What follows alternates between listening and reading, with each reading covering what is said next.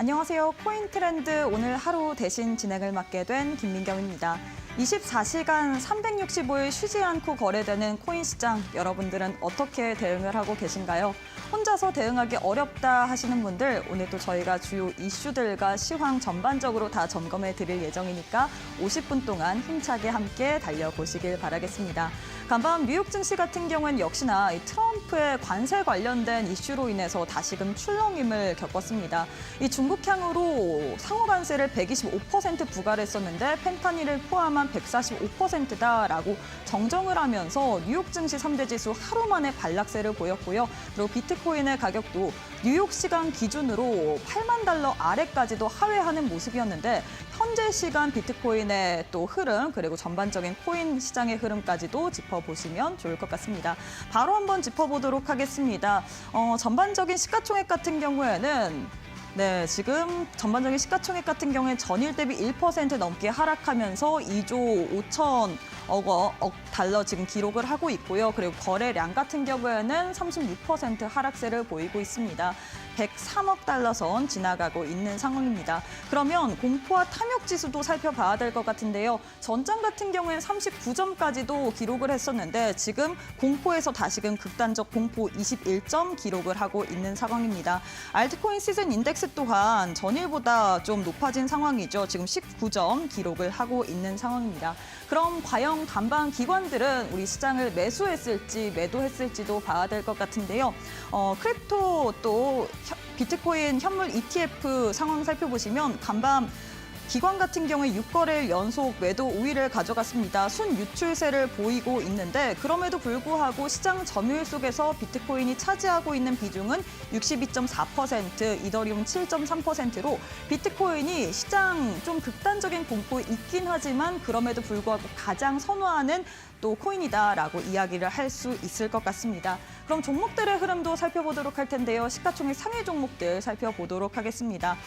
지금 상승하는 종목이 이 10종목대에서 4종목 있습니다. BNB, 솔라나, 그리고 칼도네 에이다와 더불어서 레오 상승세를 가져가고 있고요. 비트코인 같은 경우에는 어제 뉴욕 시간 기준으로 8만 달러 밑에까지 내려오는 상황이었지만 현 시점에서는 1.27% 하락하면서 8만 달러 선에서 지금 거래가 되고 있는 상황입니다. 이더리움의 가장 큰 폭으로 하락세를 보이고 있죠. 4.11% 하락하면서 1,500선 위에서 거래가 되고 있는 상황입니다. 그럼 간밤 미국 증시는 어떤 분위기를 보였는지 바로 한번 미국 증시 상황부터 체크해 보도록 하겠습니다. 간밤 뉴욕 증시 같은 경우에는 이 역사적 랠리를 보였던 이 폭등을 하루 만에 급락세로 변환하는 모습이었습니다. 3대 지수 일제히 하락세를 보였죠. 특히나 나스닥이 4.31% 하락하면서 장중에는 7% 가까운 하락세를 보이기도 했는데요. 여기는 트럼프의 또 발언이 가장 큰 영향을 보였던 것 같습니다. 사실 우리나라 같은 경우에도 이전에 25%라고 이야기를 했는데 기록에는 26%다라면서 좀 헷갈릴 법한 그런 이야기를 했었는데 이번에 CNBC 측에서 미국 백악관에서 이 중국의 합계 관세율을 125%가 아닌 145%다. 펜타닐 20%를 부과해야 된다라고 이야기를 했습니다. 이에 따라서 시장에선 다시금 혼란을 겪고 있는 상황인데요. 초관세율을 중국에 부과를 했음에도 불구하고 트럼프 미국 대통령은 또 중국 쪽에다가 합의를 희망한다라는 식으로 이야기를 했습니다. 이 시진핑 중국 국가주석과 시진핑 중국 국가주석을 존중한다. 그와는 오래된 친구 사이이기 때문에 우리는 중국과 합의를 희망한다라고 이야기를 하면서도 이 중국을 제외한 75개국에 또 상호관세를 유예하는 발언을 했지 않습니까? 과연 90일이 지난 이후에 상호관세 연장을 할지에 대해서는 유예 연장은 그때 상황을 봐서라면서 애매모호한 발언을 했는데요. 이에 따라서 제니 옐런 전 재무장관 같은 경우에는 트럼프 관세 같은 경우에는 최악의 자해이다라고 이야기를 했습니다. 이에 따라서 시장에서는 다시금 이 비관적인 입장이 커지고 있는 상황인데요. 간밤 또 시장에 중요한 지표가 나왔습니다. CPI 발표가 있었죠. 소비자 물가 지수, 이 물가 완화 신호가 나왔음에도 불구하고 시장에서는 소용이 없었던 모습이었습니다. 일단 어제 밤 9시 반, 10시쯤에 발표됐었던 미국의 소비자 물가 지수 3월 CPI 같은 경우 2.4%로 예상치 그리고 전월치 대비해서 하회했습니다. 높은 변동성을 보이는 에너지, 이 근원 CPI, 에너지와 식료품을 제외한 근원 CPI 같은 경우 2.8% 상승세를 보이면서 4년 만에 최저치를 보였음에도 불구하고 어떻게 보면 물가 완화에 대한 신호에도 불구하고 지금 연준은 좀 신중한 스탠스를 보이고 있는 상황이죠. 상응 관세 미반영을 했기 때문에 우리가 3월 관세 같은 경우에는 좀 신중해야 된다. 4월 달에 이 중국 쪽으로 반영이 되는 145%의 관세라는 부분을 반영을 했을 때 오히려 이 CPI가 4%까지도 오를 수 있다라는 일각의 분석도 있었는데요. 지금 연준은 계속해서 긴축 서두를 필요 없다. 우리가 금리 인하 서두를 필요 없다. 신중론을 제기하고 있습니다. 정책적으로 불확실성이 커지고 있기 때문에 물가 확대가 오래 갈 수도 있다라고 이야기를 했는데요. 그럼에도 불구하고 또 일각에서는 비트코인 관련해서 이런 트럼프의 관세 우려 관련해서 또 비트코인에는 오히려 우호적인 환경이 될 수도 있다라는 발언을 한 인물도 있습니다. 다음 페이지 보실까요? 다음 페이지 같은 경우엔 카르다노 창시자가 암호화폐, 이 트럼프의 관세 전쟁으로 오히려 혜택을 볼 수 있다라고 이야기를 했는데요. 중장기적으로 봤을 때 이야기다라고 이야기를 했습니다. 지금 이 찰스 호킨스 같은 경우에는 비트코인의 가격이 연내 25만 달러까지도 도달 가능하다라고 이야기를 했습니다. 그 근거로는 트럼프의 관세 전쟁, 미중 갈등의 우려 속에서 오히려 이 대체 자산으로 암호화폐 쪽으로 수요가 조금 더 들어올 수 있다라고 이야기를 했는데요. 올해 3분기부터 가상화폐 강세장이 본격화될 수 있다라고 이야기를 했습니다. 관세 전쟁으로 인해서 최근에 이 비트코인이 8만 달러 아래까지도 하회하기도 했었는데 본격적으로 그래도 올해 3분기부터는 중장기적으로는 우리가 조금 더 시장을 봐야 될 만하다라고 이야기를 했는데요. 거기에 따른 근거로는 또 M7 관련된 이슈가 있었습니다. 미국의 M7 기업들이 이제는 어떻게 보면 이 월렛으로 빠르게 전 세계적으로 거래가 가능한 이 스테이블 코인을 도입 가능하기 때문에 이런 가능성도 제시가 되면서 또 강세 입장에 조금 더 불을 지폈다라고 이야기를 할 수 있을 것 같은데요. 과연 정말로 이 이야기들이 다 현실화될 수 있을지, 비트코인이 3분기부터는 강세장 속으로 들어갈 수 있을지 계속해서 저희 방송 보시면서 확인해 보시길 바라겠습니다. 다음으로는 또 암호화폐 업계에서 매우 중요한 사건으로 다루고 있는 리플과 SEC 간의 소송 진행 여부부터 확인해 보도록 하겠습니다. 2020년 12월부터 진행됐었던 소송이 이제는 막바지에 다다르고 있다라고 이야기를 할 수 있겠죠. 지금 리플과 미국 SEC가 10일, 현지 시간 10일에 항소법원의 합의에 따른 소송 중단 신청서를 공동 제출했다라는 소식이 들려왔습니다. 앞서서 3월에 리플의 법률 총괄이 이 상호 항소 취하 합의했다는 소식을 발표했는데 발표 후 한 달 만에 지금 공식 소송 중단 신청서를 제출을 한 것인데요. 이 부분이 중요한 이유가 무엇이냐면 지금 암호화폐에 대한 규제 방향성을 척도가 될 수 있다라는 움직임 때문입니다. 기존에 SEC 같은 경우에는 암호화폐 시장에 대해서 규제를 강화하려는 방향을 유지를 했지만 이 부분이 만약에 소송이 존경적으로 합의가 되게 된다면 앞으로 조금 더 규제에 있어서 불확실성이 벗어날 수 있을지에 대한 그런 여부까지도 중요해 봐야 될 것 같은데요. 과연 이런 부분들, 과연 소송 종결 합의에 이르를 수 있을지도 체크해 보시길 바라겠습니다.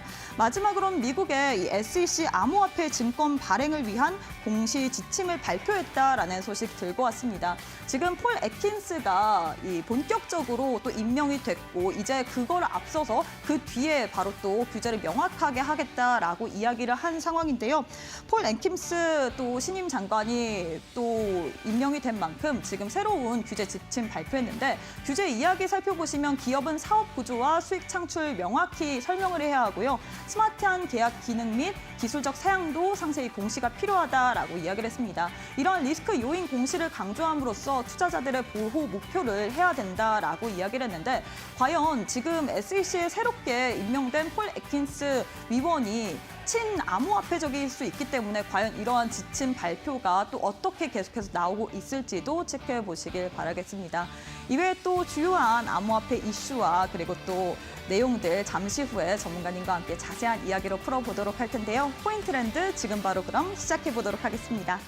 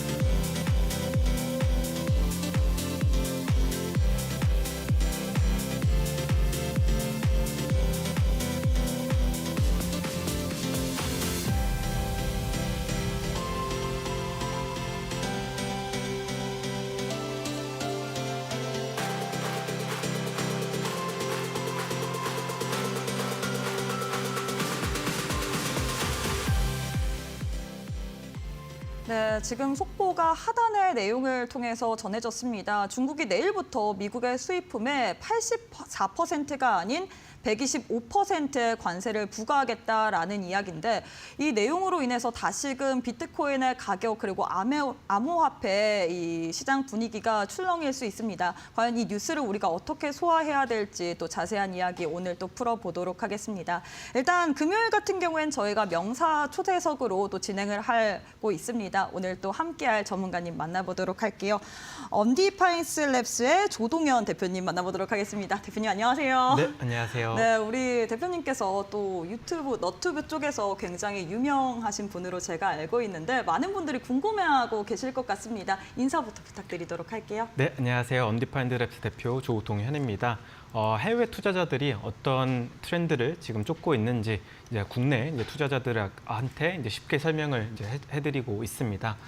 최근 이제 홍콩에도 네. 한번 이제 방문을 해서 이제 중국 투자자들의 이제 그 투자 어떤 동향도 이제 같이 오늘 공유드리고자 이렇게 나왔습니다.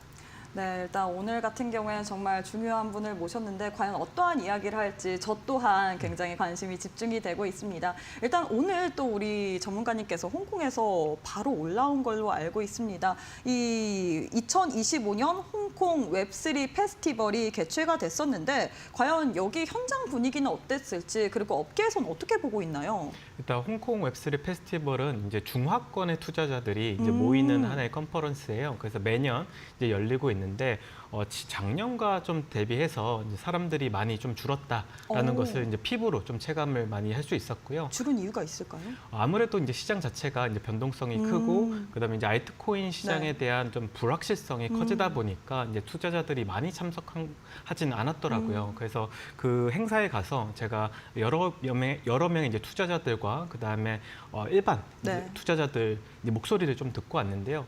한 줄로 좀 요약을 해보면 알트코인 시장은 단기적으로 쉽지 않을 것 같다라는 게 제 결론이었습니다.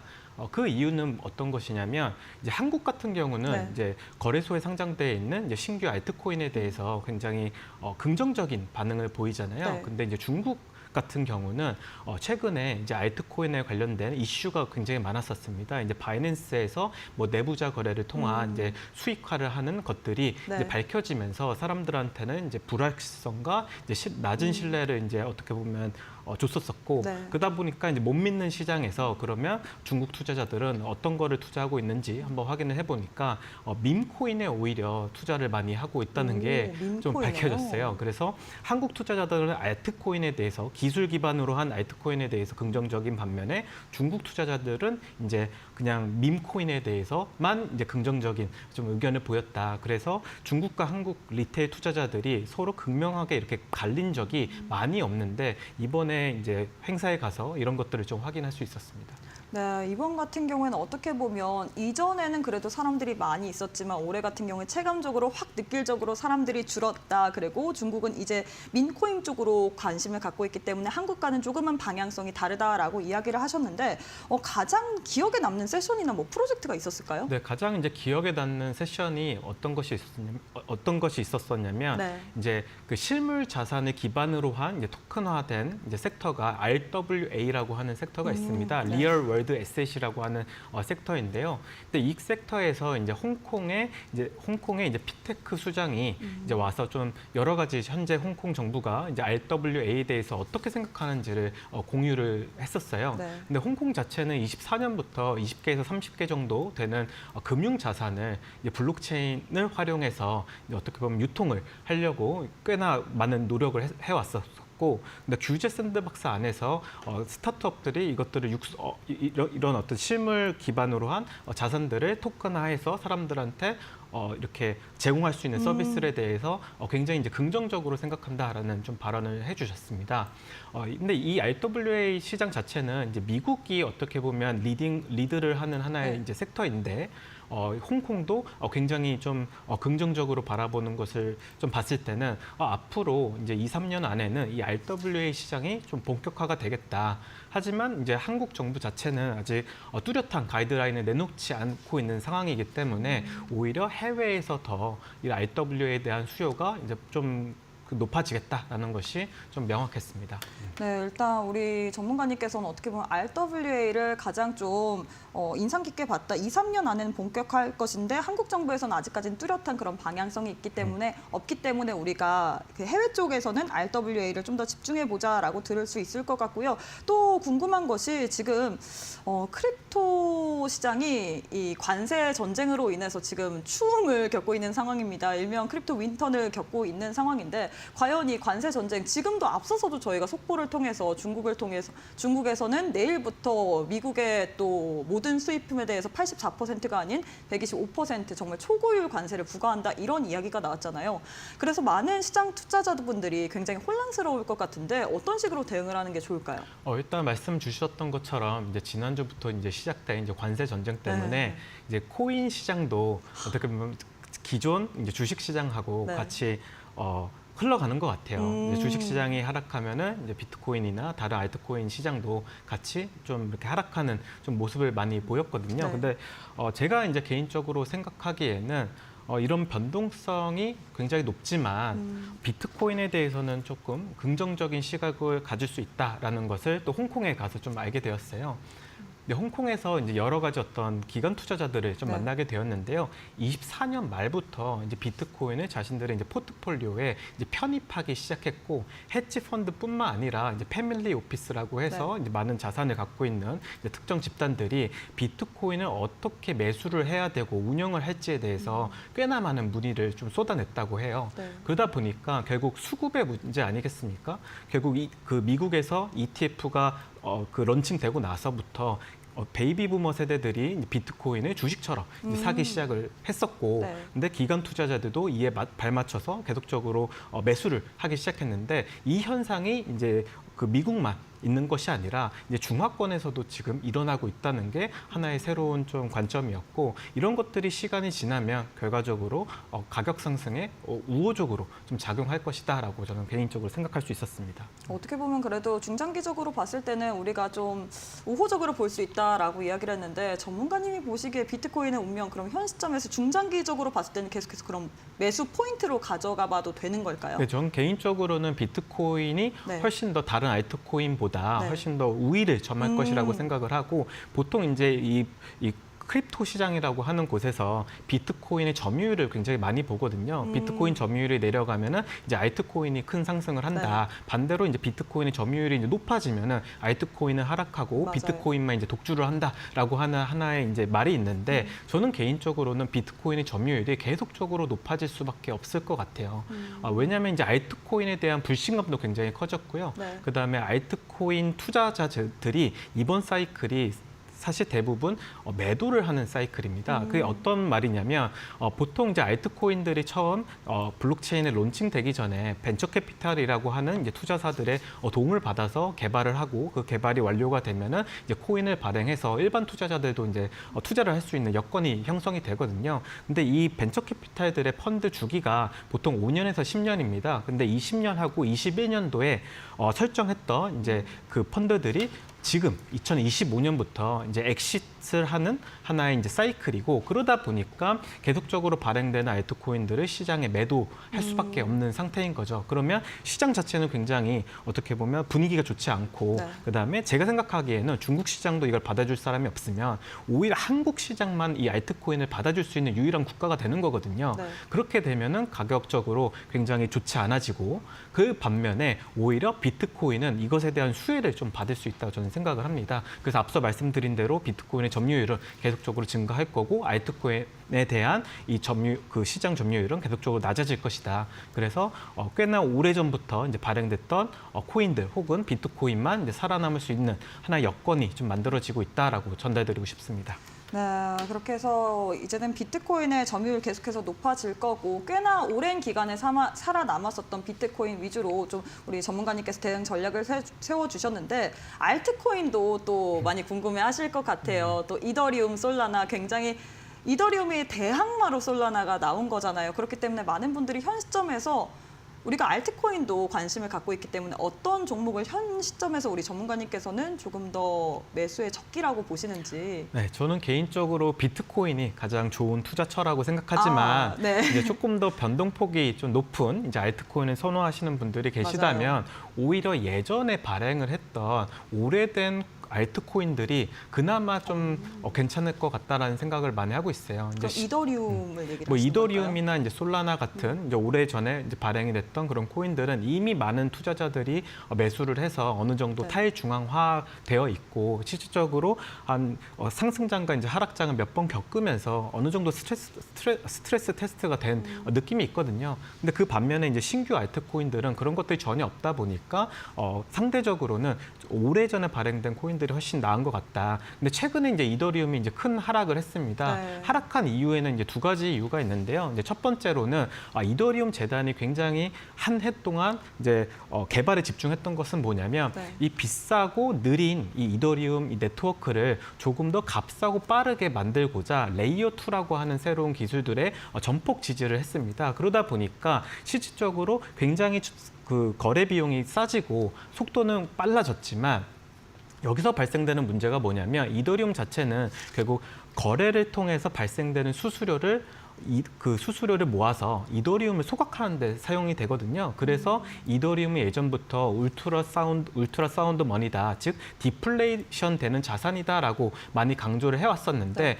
이 수수료가 낮아지다 보니까 그리고 충분히 많은 사람이 사용하지 않다 보니까 수수료 양이 적고 그래서 소각되는 양이 또 줄어드는 거죠. 그러다 보니까 계속적으로 인플레이션이 되는 하나의 현상이 단기적으로는 왔다. 그래서 최근에 사람들이 얘기하는 게 이더리움이 이대로 간다면 계속적으로 이제 이더리움은 무한 발행이 되다 보니까 가격적으로 좋지 않을 것이다라는 것이 이제 첫 번째고요. 이제 두 번째 포인트는 바로 이더리움 재단이 오랫동안 하나의 어떤 큰 비전만 믿고 네. 개발을 해 왔었습니다. 근데 그 비전에 사람들이 굉장히 공감했던 이유는 뭐냐면 이더리움 시장 안에서 생태계 안에서 계속적인 기술적인 발전이 있었어요. 기술적인 혁신이 있었습니다. 23년도만 하더라도 결국 그 앱스트랙트라고 하는 그러니까 어카운트 앱스트랙트라고 하는 계정 추상화라는 기술이 하나가 나와가지고 누구나 이제 그 블록체인을 모르는 사람들도 이제 사용할 수 있는 하나의 인프라가 구축되기도 했고 앞서 말씀드린 대로 레이어 2로 인해서 이 값싸고 빠른 사실 하나의 거래할 수 있는 환경이 만들어졌거든요. 근데 2025년부터 이들이 내놓는 기술에 대해서 사람들이 이제는 만족을 못하는 거죠. 그래서 앞으로의 혁신 자체가 안 보이다 보니까 이더리움에 대한 사실 믿음도 조금씩 금가기도 했고요. 그다음에 재단에서도 재단의 이제 그 리저브를 보면은 99%가 다 이더리움이에요. 근데 한 해 동안 운영비로 사용하는 게 한 3천억 원이 넘습니다. 근데 3천억 원을 결국 1년 동안 지출을 하게 되면 그 비용은 어디서 그러면 충당을 하게 되냐? 바로 이더리움을 팔아서 충당할 수밖에 없는 거거든요. 그러다 보면 이더리움 재단은 지금 7년을 못 견디는 현재 상황에 와 있어요. 그러다 보니까 ICO 때부터 참여했던 이더리움 투자자들이 계속적으로 이더리움에 대한 불신으로 그 예전에 있던 지갑을 거래소로 옮기고 그 거래소에서 계속적으로 이제 매도를 하다 보니까 이더리움이 이제 큰 하락폭을 지금 겪고 있는 거고 긍정적인 면을 보자면 이제 사람들도 이런 어떤 매체 통해서 이제 코인에 대한 시향도 듣고 더 많은 사람들이 이 투자 시장에 들어올 거잖아요. 그런 사람들이 이제 사실 비트코인과 이더리움에 대해서 오히려 긍정적인 좀 그 견해를 갖는다면 계속적으로 매수를 해줄 거고 뭐 어느 순간적으로 이렇게 다시 가격 모멘텀을 받을 수 있지만 현재 상태는 그렇게 좋지 않다. 반면에 이제 솔라나 같은 경우는 오히려 솔라나가 혁신을 좀 리드하고 있다라고 사람들이 많이 얘기하고 있습니다. 솔라나는 이더리움 대항마로 이제 나오기도 했었죠. 어떻게 보면 값싸고 이제 빠른 하나의 네트워크다. 근데 이번에 솔라나가 잘했던 건 뭐냐면 이번 이제 2025년 1월 달에 수많은 이제 밈코인들이 나왔었고 이 밈코인 거래자들은 대부분 미국에서 있었습니다. 그래서 미국 투자자들이 굉장히 좋아하는 게 밈코인이었는데요. 이 트럼프 코인이 나왔을 때 굉장히 많은 사람들이 솔라나 생태계에 유입이 됐어요. 근데 유입이 될 수 있었던 이유는 뭐냐면 이더리움보다 훨씬 빠르고 훨씬 더 직관적인 사용자 경험을 할 수 있는 인프라가 이미 구축되어 있었기 때문에 코인을 모르는 사람도 그냥 일반 어떤 트레이딩 앱을 사용하는 것처럼 그냥 카드로 결제해서 그냥 코인을 사고 그걸 팔아서 다시 현금화할 수 있는 이런 어떻게 인프라를 구축을 좀 잘했습니다. 네. 그러다 보니까 이제는 탈중앙화 이념이 중요한 게 아니라 그리고 어떻게 세상을 어떻게 바꾼다는 이런 큰 비전이 중요한 게 아니라 실질적으로 사람들이 사용하기 쉽고 거래하기 쉬운 그런 어떤 환경을 갖고 있는 하나의 네트워크가 훨씬 더 가치가 높아질 것이다라고 하는 목소리가 모아지다 보니까 이제 솔라나가 최근에 굉장히 많은 관심을 좀 받았던 것 같아요. 네, 그래서 일단 이더리움과 솔라나 둘 중에 승자는 솔라나인 것 같은데요. 많은 분들이 이제 또 궁금해하시는 게 제일 올해 유망 섹터인 것 같습니다. 전문가님이 보시기에는 올해 전반적인 코인 시장에서 유망 섹터 어디로 살펴봐야 될까요? 가장 이제 사람들이 많이 이제 기대하는 섹터는 아무래도 스테이블 코인입니다. 이제 앞서 좀 방송에서도 이제 말씀하셨듯이 네. 이제 미국에서 이제 스테이블 코인에 관련된 이제 규제 법안을 굉장히 많이 이제 개정을 하기도 맞아요. 했고요. 그다음에 일반 기업들도 이 스테이블 코인을 활용한 이제 비즈니스를 할 수 있는 하나의 환경을 좀 만들어졌거든요. 그러다 보니까 이제 기관 투자자뿐만 아니라 이제 어떤 기업들도 이제 블록체인 위에서 달러를 발행하는 이제 일을 하고 있습니다. 그것이 사실 스테이블 코인인데요. 스테이블 코인 이제 발행량을 보면은 2021년도 이제 상승장 대비해서 한 20-30% 이미 발행이 더 많이 되고 있어요. 네. 그래서 보통은 이제 시장이 하락기를 겪으면 이 스테이블 코인 양도 줄어들고 그다음에 상승장이 오면 다시 올라가는 경향이 있는데 시장이 좋지 않음에도 불구하고 스테이블 코인의 발행량이 지금 엄청나게 올라가고 있습니다. 그래서 아마 한화로 하면 한 300조 원 가량 되는 이제 자금이 블록체인에 지금 유입이 된 상태거든요. 그래서 스테이블 코인을 활용한 여러 가지 어떤 여러 가지 이제 사업이 이제 전개가 된다면 이 스테이블 코인 관련된 그 사업들이 이제 부각받지 않을까라는 생각을 하고요. 한편으로는 이제 그 블록체인 기반에 있는 금융산업이라고 하는 이 디파이가 아무래도 이 스테이블 코인의 유입에 따라서 어떻게 보면 효과를 좀 우호적인 하나의 사업 환경이 좀 오지 않을까라는 생각하고 있습니다. 네. 네, 일단 올해 유망하게 보는 섹터는 우리가 발행량이 지금 엄청나게 늘어나고 있는 스테이블 코인이다라고 이야기를 했는데요. 마지막으로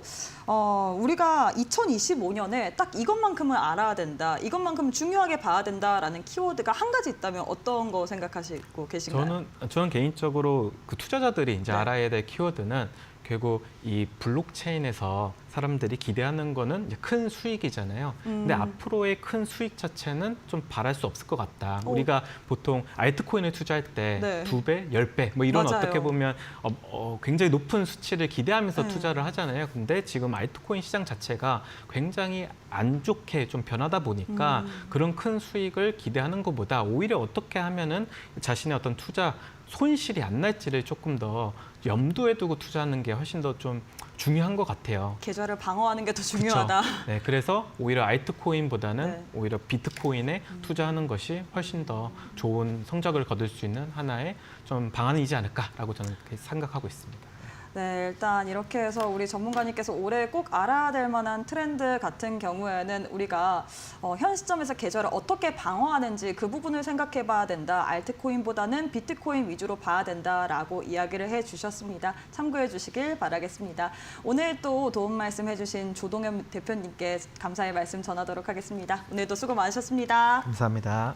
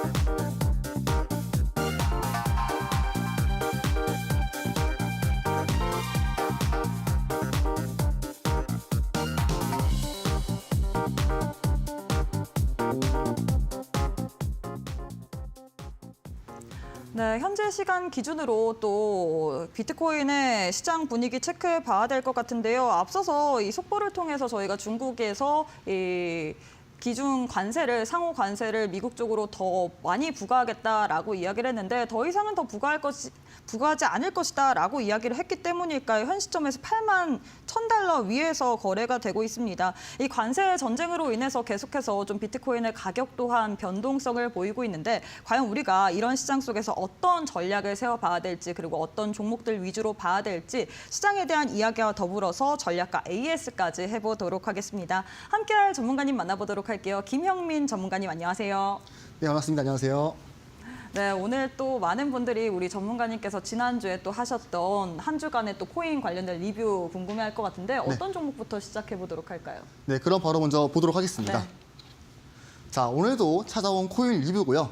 자, 지금 보시는 대로 매주 금요일마다 이렇게 불타는 금요일 날 이제 리뷰를 해드리고 있습니다. 그래서 먼저 코인을 보시면요.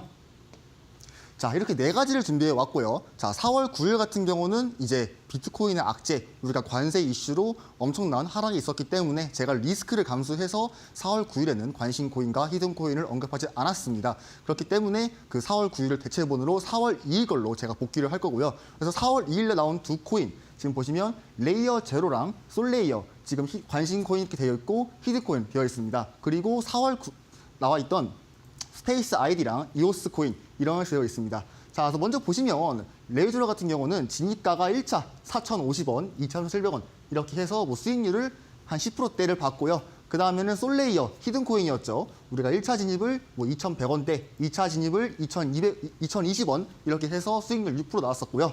그 다음에 제가 잘못 말했는데 4월 9일에 이제 한 코인이고 스페이스 아이디 보겠습니다. 스페이스 아이디가 이제 1차가 이제 200원 중반대에 제가 드렸고 그다음 목표가를 1차를 260원에 드렸습니다. 자, 이제 이 코인이 제가 4월 9일 날 제가 잘못 말했었는데 자, 4월 9일 날 이제 언급한 코인이 이제 최근에 가장 빨리 수익이 나가지고 6.6%가량 수익이 났습니다. 자, 그리고 이제 4월 9일에 같이 나왔던 히든 코인 이오스 코인입니다.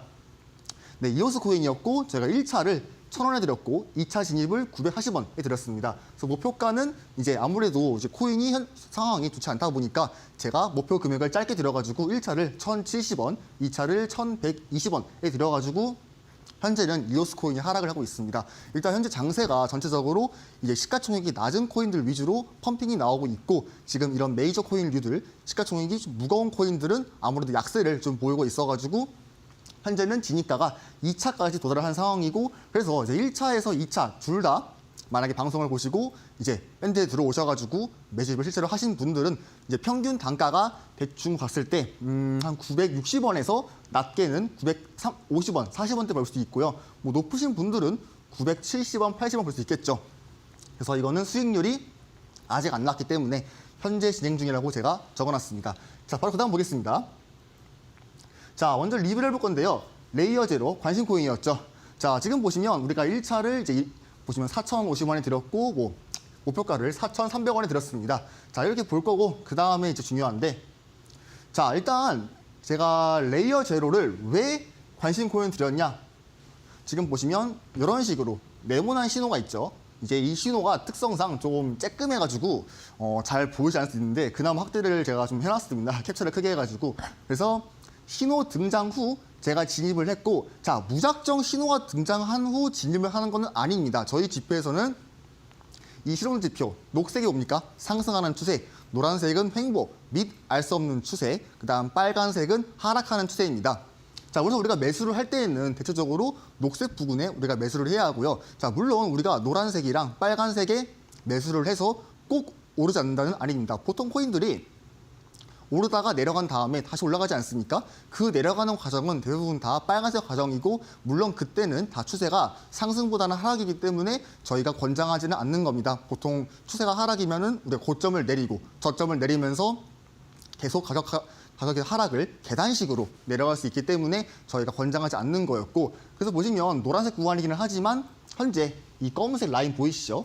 지렁이처럼 돼 있는데 지금 이 부분이 이제 242평선 지지를 받고 있었습니다. 그렇기 때문에 제가 저기서 신호를 만약에 드리면 최소한의 단기적 수익이 날 수 있겠다라고 생각을 했습니다. 그와 동시에 신호가 등장 후 지지받는 거를 체크를 하고 제가 진입가를 드렸고 자, 실제적으로 1차 목표 금액이랑 2차 목표 금액을 둘 다 이렇게 터치를 해주면서 평단가가 한 요쯤 한 3,800원 부근에 있었는데 그래서 이 상태에서 펌핑이 한번 크게 나와가지고 대략 한 10%의 수익이 났습니다. 물론 그 뒤에는 이런 식으로 하락이 나왔죠. 자, 이게 아무래도 추세가 상승이 아니고 횡보다 보니까 횡보는 뭡니까? 이제 올라가더라도 내려가는 식으로 이게 박스권이라고 보죠. 이제 올라갔다가 내려갔다가 내려갔다가 반복이 되기 때문에 여기서는 목표 금액을 크게 설정을 해버리면 자칫하다가 이제 수익권에서 다시 한번 손실을 볼 수 있기 때문에 제가 노란 구간에서는 아무리 차트가 이뻐도 이제 목표 금액을 크게 설정을 하지는 않습니다. 자, 그 다음 보겠습니다. 자, 솔레이어 코인이고요. 일단 히든 코인이었죠. 히든 코인이고 일단 상승하는 추세 유지랑 그 다음에 1시간 봉에 네모 신호 등장했습니다. 제가 이제 이런 녹색 구간에서 이렇게 네모 신호가 등장하는 걸 굉장히 좋아하는데 바로 먼저 차트를 크게 보겠습니다. 자, 지금 보시면 일단 녹색 구간에 있죠. 물론 차트는 일시적으로 노란색 구간에 좀 도달을 했습니다. 그렇지만 우리가 이렇게 살짝 이탈을 해주는 거는 차트의 특성상 아주 흔합니다. 보통 우리가 추세를 그을 때 이 상승하는 채널을 살짝 이탈을 하고 약간 속임수로 공포를 준 다음에 다시 한번 매수세가 나와가지고 크게 오르는 경향이 있습니다. 여러분들은 그래서 이런 솔레이어 코인뿐만 아니라 대부분에 있는 모든 코인들 우리가 상승 채널을 이탈했다고 해서 꼭 그 코인이 끝난 건 아닙니다. 공포를 주기 위해서 우리가 어쨌든 코인을 상승을 시키려면 이제 아무래도 하락을 크게 시켜가지고 페닉스를 유도한 다음에 그 페닉스를 한 물량을 다시 매수를 해서 크게 올리는 방식이 어떻게 보면 정배열이긴 합니다. 하지만 지금 보시면 이런 식으로 이렇게 이탈을 해주고 공포를 줬지만 중요한 건 뭡니까? 이 검은색 선 보이시죠? 마찬가지로 240선입니다. 여기를 우리가 뒤집어놓는 걸 체크를 했고 그와 동시에 이렇게 밑꼬리들이 달리면서 아, 누군가는 매집을 하고 있구나 라는 거를 파악을 했고 동시에 이런 캔들 있죠? 상승 반전한 캔들. 이 음봉 캔들을 훨씬 아득히 뛰어넘는 흔히 말해서 음봉 캔들을 먹는다고 하죠. 이 음봉 캔들을 먹어버리는 양봉이 등장하면서 다시 한번 상승이 나왔기 때문에 이제 가뿐하게 6%의 수익이 나왔고요. 자, 솔레이어 같은 경우는 현재 시가 기준으로 한 2,600원 후반대인 걸 알고 있습니다. 그래서 만약에 길게 보유하신 분들은 2,100원 대였으니까 한 20%가량의 수익을 보셨겠지만 아마도 그러신 분들은 거의 없을 겁니다. 제가 일절가를 이 부분에서 들었기 때문에. 자, 그 다음 보겠습니다. 자, 가장 최근 겁니다. 스페이스 아이디고요. 관심 코인이죠. 일단 이름만 들어봤을 때는 스페이스 우주, 그냥 우주로 갈 것 같은 코인인데 차트를 보면 그러지는 않고요. 일단 지표 색깔도 지금 잘 보이실지 모르겠지만 노란색도 아니고 빨간색 구간입니다. 그래서 제가 이 코인을 드린 이유가 있는데 그럼에도 불구하고 바로 차트를 보겠습니다. 자, 지금 보시면 스페이스 아이디의 차트를 제가 확대를 해놨습니다. 두 가지의 이유로 제가 이 코인을 드렸고요. 자, 먼저 보겠습니다. 첫 번째, 이런 거는 좀 여러분들이 잘 참고하시고 어디 뭐 종이에 메모로 하시든 휴대폰에 메모로 하시든 참고를 하시면 좋겠습니다. 그래서 보시면 저점을 올리는 뭡니까? 쌍바닥이죠. 우리가 상승 반전 패턴이 여러 가지가 있습니다. 쌍바닥, 아니면 뭐 하락세기 돌파, 아니면 삼중바닥, 뭐 장악형 캔들 이런 게 있는데 그 중에 하나인 쌍바닥이 나왔습니다. 쌍바닥이 나와주면서 이런 식으로 이렇게 꼬리가 달려주고 이 밑꼬리가 길게 달린 거는 누군가가 이 부분에서 크게 매집을 했다는 겁니다. 예를 들어가지고 250원이었습니다. 250원에서 이렇게 200원으로 하락을 해주고 이 200원대에서 빠르게 200한 40원을 가게 돼주면 이런 식으로 빠른 시간 안에 된다는 가정하에 이렇게 밑꼬리가 생겨납니다. 그렇다는 거는 우리가 250원에서 빠르게 누군가가 매도를 했습니다. 그런데 그 250원짜리 코인이 200원이 되고 그럼 누군가가 돈이 많은 부자들이 빠르게 매집을 해서 코인의 가격을 끌어올리게 되면 이런 식으로 밑꼬리가 나오게 되고요. 그렇다고 하면 예상을 해볼 수가 있습니다.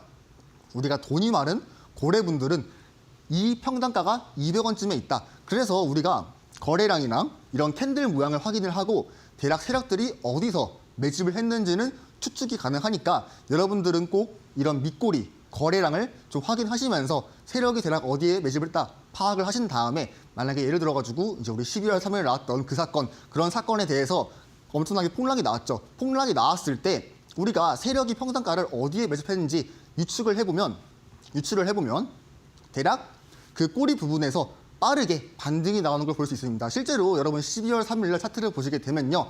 밑꼬리가 엄청 길게 달렸고 그 밑꼬리 하단 부분이 대부분 다 박스권 상단이거나 아니면 거래량이 크게 터지기 시작한 부분이 많았습니다. 그렇기 때문에 우리가 이런 매수를 크게 한 지역을 확인하기 위해서는 밑꼬리랑 거래량 그런 거를 확인하는 게 좋다고 보고 있고요. 자, 그래가지고 우리가 저점을 올리고 있습니다. 저점을 올린다는 거는 추세가 한번 상승으로 다시 바뀌겠다라는 걸 보이고 있고, 그래서 저점을 올리면서 쌍바닥 이 두 개가 나왔기 때문에 지금 보신 대로 약간 빨간색 구간이었어도 다시 한번 반등이 단기적으로 나올 수도 있겠다라고 생각을 했습니다. 그와 동시에 이런 식으로 신호가 등장을 했죠. 자, 지금 보시면 지표를 제가 실수로 안 가져왔는데 이 구간은 전부 다 빨간 구간이었습니다. 자, 빨간색 구간은 다 하락하는 부분을 말하는 거고요.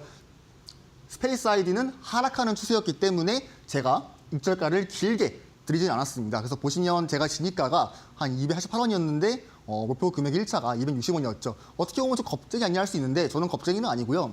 뭐 맞을 수도 있긴 한데 근데 최대한 리스크 없이 안전하게 매매를 하기 위해서 우리는 기법, 이런 규칙, 이런 거를 아는 게 돈을 벌기 위해서도 있지만 가장 중요한 거는 돈을 잃지 않기 위해서가 영순위입니다. 1순위는 돈을 얻기 위해서고요. 영순위가 돈을 잃지 않기 위해 우리는 기법, 그 다음에 규칙, 원칙을 다 지켜야 한다는 겁니다. 제가 이걸 최근에 완전히 깨달았습니다. 그래서 우리는 무조건 그 기법을 지키기 위해서 최대한 안전하게 돈을 잃지 않기 위해서 제가 익절 금액을 최대한 짧게 드렸습니다. 그럼에도 불구하고 현재 6%가량의 수익이 나왔죠. 이런 식으로 반등이 나와주고 현재 금액은 아까 제가 이거를 이제 캡처한 건데 261원대를 보여주고 있죠. 그래서 현재 금액도 우리가 1차 목표 금액에 달성을 했담을 알 수가 있고, 그래서 만약에 제가 처음 방송했을 때 288원 이때 매수를 하신 분들은 지금도 입절을 하시면 6%는 아니지만 6%는 한 265원에서 6원 됐을 겁니다. 지금 같은 경우는 한 5%에서 4% 나올 겁니다. 그래서 이 상태에서 우리가 입절을 가능하니까 좀 참고를 하시면 되겠고요. 자, 마지막입니다. 좀 중요한 코인인데, 자, 최근 히든 코인은 이오스였습니다. 자, 이오스 코인은 제가 이제 언급을 했었고 히든 코인으로 이제 만약에 이런 히든 코인 궁금하시다면 지금 이제 나오는 QR코드를 들어보시면 저희 밴드방에 같은 경우는 뭐 시황도 올려드리고 그 다음에 뉴스 올려드리고 그 다음에 알트코인 이런 식으로 관심 코인이랑 히든 코인 다 언급해드리고 굉장히 많은 정보 알아볼 수 있으니까 관심 있으시면 꼭 QR코드 들어오셔가지고 밴드방 참여하시면 좋겠습니다. 그래서 보시면 제가 이오스를 드린 이유가 물론 히든코인이기 때문에 이름은 제가 안 나왔습니다. 자, 보시면 상승하는 채널을 유지하고 있고 그와 동시에 장기 편선, 지금은 빨간색으로 도배가 되어 있는데 이쪽 부분에 장기 편선이 있습니다. 그리고 동시에 신호가 등장하셨습니다. 신호는 물론 노란 구간이었지만 우리가 상승하는 추세에서 동시에 장기 이평선을 뒤집어받고 있을 때 이런 데에서는 아무리 지표가 노란색이어도 타점으로는 그래도 약간 준초록색에 가깝다고 볼 수 있기 때문에 제가 이거는 상승하는 추세만 지켜준다는 가정을 하면 우리가 반등을 한번 주고 그 반등 한 번에서 수익을 낼 수 있겠다라고 판단을 해서 제가 이오스 코인을 히든 코인으로 들고 왔습니다. 그래서 지금 보시게 되면요. 자, 확대를 했습니다. 이오스 코인. 보시면 이렇게 상승하는 채널이 있죠. 자, 상승하는 채널이 이런 식으로 이렇게 있습니다. 그래서 우리가 이 상승하는 채널이 있으면 이 하단부를 터치를 할 때 아니면 이 하단부 근방을 터치를 할 때 나오는 이런 반전 캔들 있습니까? 반전 캔들. 이런 데에서 매수세가 나오게 될 시에는 우리가 빠르게 매집을 해서 이제 그 다음 고점까지도 상승을 바라볼 수 있습니다. 자, 그런데 우리가 있는 게 지금 상승하는 채널의 하단부만 있는 게 아닙니다. 지금 보시면 여기 지렁이 검은색 줄 보이시죠? 요거. 이 줄이 뭡니까? 242평선입니다. 상승하는 채널 하단부인데 그와 동시에 이제 장기 편선인 241선과 겹친다? 이런 차트는 여러분 뭐 이오스가 지금 엄청 좋다는 건 아닌데 이오스가 아니더라도 뭐 솔레이어든 도지코인이든 뭐 다른 여러 가지 코인이든 이런 차트 모양이 나올 시에는 저는 웬만하면은 꼭 주목을 해서 좀 과감하게 진입을 해보는 것도 좋다고 보고 있습니다. 자, 물론 지금은 이오스 코인에 자금이 흘러들지 않고 약간 시가총액이 낮은 코인들에 자금이 나오고 있지만 만약에 그런 코인들 중에서 이런 차트 모양이 나오게 될 시에는 여러분이 꼭 매수를 해야 될 자리 중 하나 보고 있습니다. 여러분들 이런 자리에서 매수를 하시겠어요? 아니면 이런 데에서 매수를 하시겠습니까? 저 같은 경우는 이런 데서 매수를 하겠습니다. 왜냐하면 여기를 이탈하게 될 시에는 손절을 할 수 있거든요. 제가 그렇기 때문에 이 장기 배선과 그 다음에 이 상승하는 채널 하단부 여기를 이탈을 하게 될 시에는 손절가를 제가 900원 드렸습니다. 그래서 여기를 이탈하게 된다는 거는 우리가 상승하는 추세가 깨지는 거니까 그렇다고 하면 다시 이오스 코인은 하락세로 갈 수 있고 우리는 최대한 리스크를 감수하기 위해서 무조건 상승하는 추세를 유지할 때 들고 있어야 된다라고 생각을 해서 제가 저 부근에 900원 부근에 손절가를 드렸고요. 자, 그 다음 보겠습니다. 신호 등장 후에 진입을 했습니다. 지금 보시면 이렇게 네모 이렇게 이런 식의 신호가 나왔죠. 이런 식의 신호가 나오면서 이렇게 쌍바닥 모양이 나왔기 때문에 이거는 우리가 단기적인 수익을 낼 수 있겠다라고 생각을 해서 제가 드렸고요. 자, 물론 근데 안타까운 게 있다면요. 자, 이 부분 있죠. 이 부분에서 저항을 받고 이제 비트코인이 중국이랑 관세 이슈가 같이 나오게 되면서 이렇게 쭉 하락을 했습니다. 지금 보시면 이렇게 하락을 했죠. 그래서 지금 금액이 900원대인 걸로 알고 있는데 제가 드렸던 1차 금액이 1,000원이었기 때문에 이 부분이 1,060원이었거든요. 근데 제가 목표 금액을 1,070원이 들어가지고 10원 정도의 차이로 이제 입절할 수 있는 금액이 안 나왔습니다. 물론 1,060원을 팔았어도 아주 굿잡인데 지금은 이제 제가 말한 금액에 도달 안 했으니까 제가 아직은 이거를 현재 진행형이다라고 보고 있었고요. 그래서 지금 제가 이오스 코인은 다른 코인이랑은 다르게 그 현재 차트의 모습을 가져왔습니다. 자, 일단 보시게 되면요. 자, 하락 중이 나왔죠. 하락 중이지만 상승하는 채널을 그 다음에 장기 배선을 이탈하지 않았습니다. 보시면 그렇죠. 딱 지금 지지받고 있고 반등이 조금씩 나오는 모습 보고 있죠. 그렇기 때문에 적어도 여기 이탈하기 전까지는 우리 끝까지 지켜봐야 한다. 물론 900원 이탈하게 되는 순간 그때는 손절을 진행하고 이제 안타깝지만 좀 손실을 볼 수 있겠지만 우리 그전에도 좀 많은 코인들 수익 봤으니까 가끔씩은 때로는 이제 손실을 날 수도 있는 거죠. 왜냐하면 요즘 최근에 이슈가 너무 심해가지고 아무리 차트가 좋아져도 비트코인이 크게 한번 무너뜨리 이제 내려가는 이상 이제 차트가 좋은 것도 다 하락이 나오기 때문에 제가 최대한 리스크가 있는 자리에서 든 거기도 하고요. 자, 그 다음에 뭡니까? 지지받고 반등 가능성이 되어 있습니다. 그래서 제가 말한 이 상승하는 채널의 하단부랑 장기 변선인 이제 242평선 요 부분을 지지를 받고 한번 반등하게 돼주면 제가 한번 이런 식의 반등이 나와주면서 그때는 제가 말했던 2차 진입가 한 940원 부근도 도달을 했으니까 그렇다고 하면 평단가가 1,000원이 아니라 그 밑인 한 960원과 950원, 40원 그 사이가 됐을 겁니다. 그렇게 될 시에는 제가 유동적으로 여러분께 알려드립니다. 현재 상황이 좋지 않기 때문에 1차 목표가인 1,070원보다 좀 아래에다가 매도를 하겠다라고 발표를 하고 있기 때문에 참고하시면 되겠고, 자, 오늘 그러면 리뷰는 여기까지 하도록 하면 저는 또 다음 주에 또 새로운 코인과 교육, 시황으로 찾아뵙겠습니다. 감사합니다. 네, 시장이 정말로 투자를 하기 어려운 시기인 것 같습니다. 이 관세 관련된 리스크로 인해서 계속해서 변동성을 가지고 가는 시기임에도 불구하고 우리 김형빈 전문가님께서는 주간 코인 리뷰에서 또 23.5%라는 수익을 달성했다라고 이야기를 했는데요. 계속해서 주말 동안에도 코인 시장은 쉬지 않습니다. 이런 종목들 그리고 시장에 대한 이야기 들어보고 싶다 하시는 분들 저희가 방송 시간이 짧기 때문에 교육방에서 더욱더 자세한 이야기 도와드리고 있거든요. 나도 김형빈 전문가님과 함께 방송 이외에 주말 동안에도 한번 시장 같이 한번 체크해보고 싶다. 종목들의 흐름까지도 지켜보고 싶다 하시는 분들 하단 보시면 네모난 QR코드 하나 보이실 겁니다. QR 스캔하시면 바로 교육방 입장 가능하기 때문에 지금 바로 함께해 보시길 바라겠습니다. 자, 그럼 오늘 주간 코인 리뷰는 여기서 마무리해 보도록 하겠습니다. 오늘도 수고 많으셨습니다. 감사합니다. 네, 저희가 준비한 내용은 여기까지입니다. 본 방송에 대한 정보는 투자 판단에 대한 조언일 뿐 해당 종목의 가치 또는 상승 하락을 보장하진 않습니다. 이 점 꼭 참고해 주시면 좋을 것 같습니다. 저희는 다음 주 월요일 이 시간에 또 알차고 유익한 내용으로 여러분과 함께해 보도록 할게요. 오늘도 시청해 주신 여러분 고맙습니다.